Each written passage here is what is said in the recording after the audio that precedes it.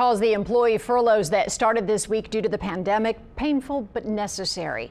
But firefighters say essential workers are just that, and forcing public safety workers to take unpaid days off puts the public at risk.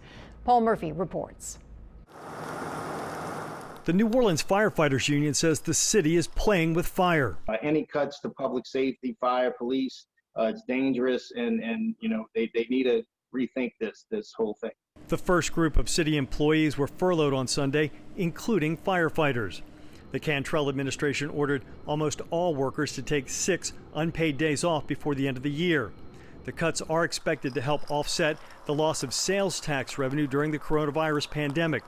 City CAO Gilbert Montano says Fire Superintendent Tim McConnell's deployment strategy maintains proper coverage across the city. I'm not going to fault the fire union or any public safety or any employee that's upset about this and think this will affect their job, because ultimately, how can it not? How can it not? Fire union officials say it could have affected their job right before shift change Sunday morning.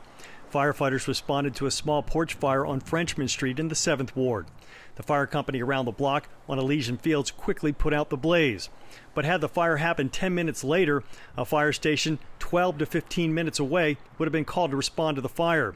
Union President Aaron Mischler says the department takes one of the Elysian Fields fire engines out of service when manpower is short. Yesterday they came in at 110 firefighters, a fully staffed platoon or a fully staffed department for the day would be 159 firefighters. Neighbors say the fire down the street could have been a lot worse had neighborhood firefighters been furloughed on Sunday rather than on duty. It would have spread quickly, even to the next home, because they're so close together. I think that it is putting people at risk.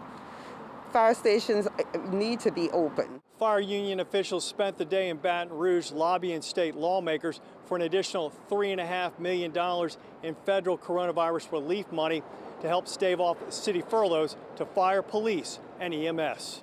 We decided to come up here. I'm spearheading it up here, just doing whatever we could do to help the citizens of New Orleans and keep them safe. Paul Murphy, Eyewitness News.